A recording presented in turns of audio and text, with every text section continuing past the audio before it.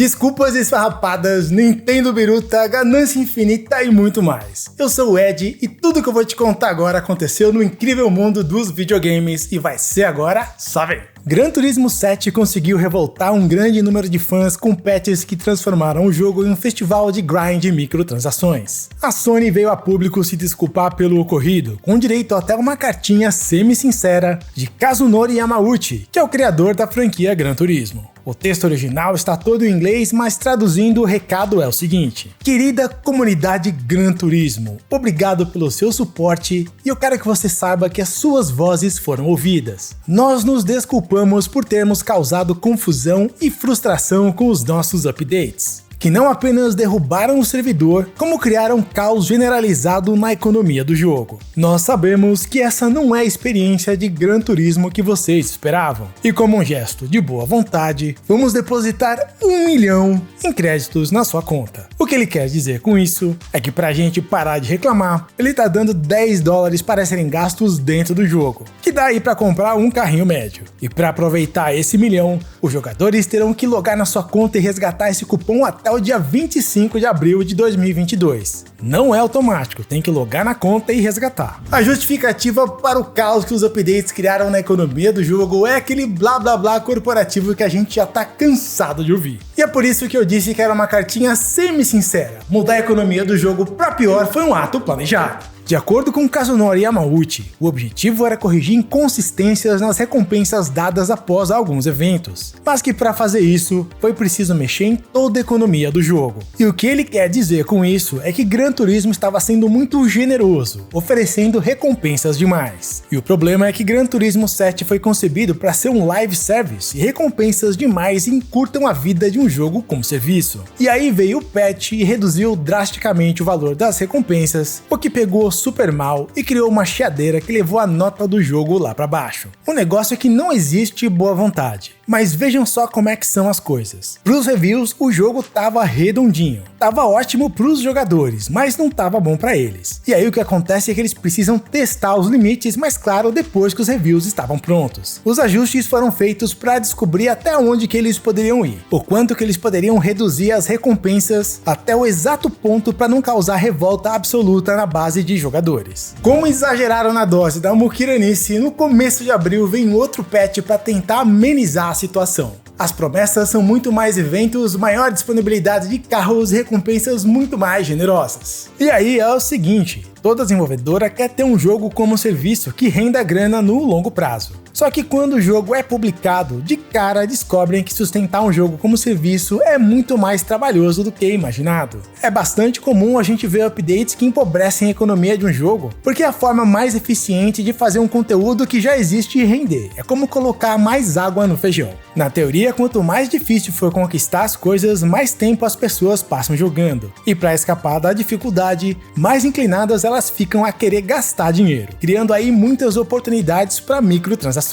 Apesar que ter que gastar $40 para comprar um carro de mentira, de microtransação, isso aí não tem nada. Então vamos aguardar o próximo capítulo dessa história no final de abril, porque algo me diz que a novela Gran Turismo tá bem longe de terminar. Para um jogo como serviço, um modelo de negócios muito menos agressivo e predatório do que usar e abusar de microtransações é o modelo de assinatura, um valor X mensal pago supostamente para dar acesso a novos conteúdos. Pensa no Game Pass, na Netflix, no Nintendo Switch Online e Apple Arcade, são todos exemplos de serviço por assinatura. Quando um jogo é oferecido de graça, microtransações é ok. Quando um jogo é vendido como serviço, mensalidade é ok. Mas quando um jogo tem microtransações e serviço de assinatura junto, sabemos que a ganância infinita da Rockstar está envolvida. Eu te conto isso porque a Rockstar acabou de lançar o GTA+, um novo serviço para o GTA Online, que por si só já é um jogo como serviço que está infestado de microtransações. Pra quem não lembra, GTA Online é praticamente um spin-off no universo de GTA V,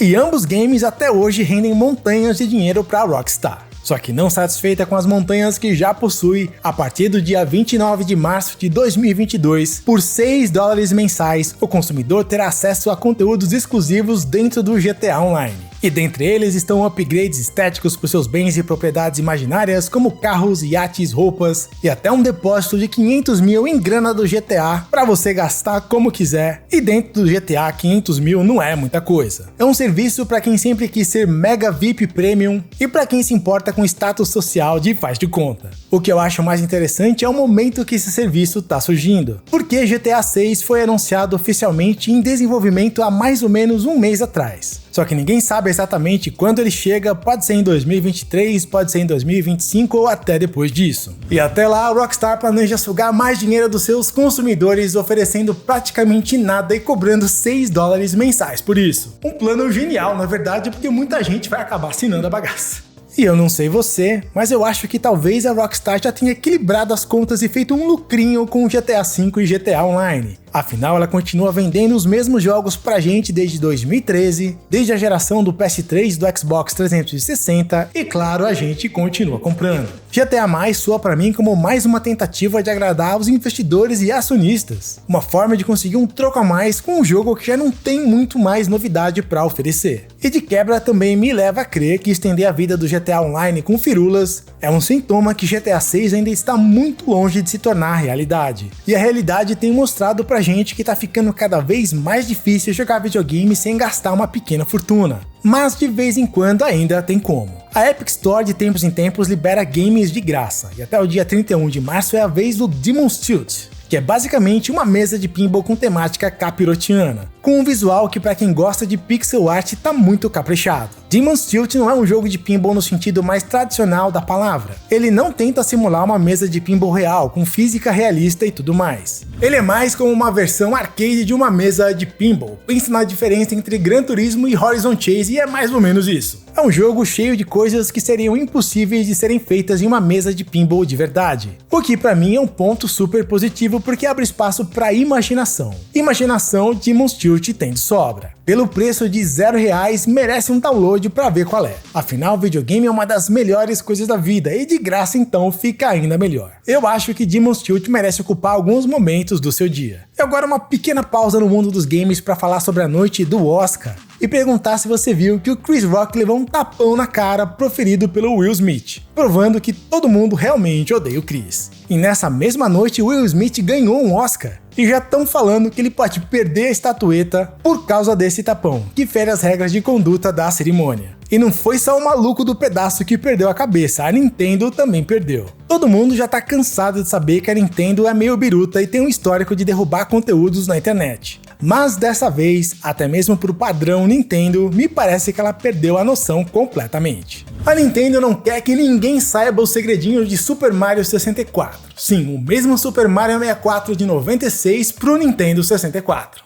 A última da Nintendo é que ela mandou derrubar scans das páginas de um guia de Super Mario 64, que foi lançado exclusivamente no Japão. E atenção que eu não disse ROMs de Super Mario 64, eu disse scans de páginas de um guia do jogo. A Nintendo sempre surpreendendo. A pergunta é por que ela ia querer ir atrás de scans de um guia? Será que ela tá planejando secretamente um reprint desse guia? Eu acho difícil. Essa foi uma edição especial que hoje é um item de colecionador, que na mão dos roleiros e abutres de plantão pode valer centenas de dólares. E é uma edição muito bacana mesmo, com os mapas feitos em diorama, é tudo meio 3D, é bem legal mesmo. E esse guia parou de ser publicado há décadas, e visto que nunca foi lançado no ocidente, ter scans dele realmente ajudaria a preservar parte da história do Nintendo 64, do Mario e da própria Nintendo. Mas a Nintendo não liga para a preservação da história para os seus próprios fãs, ela liga para dinheiro e para direitos autorais. E esse é um dos motivos para ela ser assim, digamos, tão radical. É porque as leis sobre direitos autorais e propriedades no Japão são radicais. Não existe nada sequer parecido com o fair use, o tal uso justo como existe no ocidente, que é o que permite até certo ponto com que trechos de músicas, filmes e etc. sejam usados de forma transformativa. É um assunto muito debatido que nem sempre é respeitado, mas do ponto de vista ocidental existe essa flexibilidade. Já do ponto de vista japonês a flexibilidade é zero, e para ser justo não é só a Nintendo que acha assim. Somente as empresas japonesas mais ocidentalizadas é que entendem a necessidade dessa flexibilização. A treta acontece quando a Nintendo,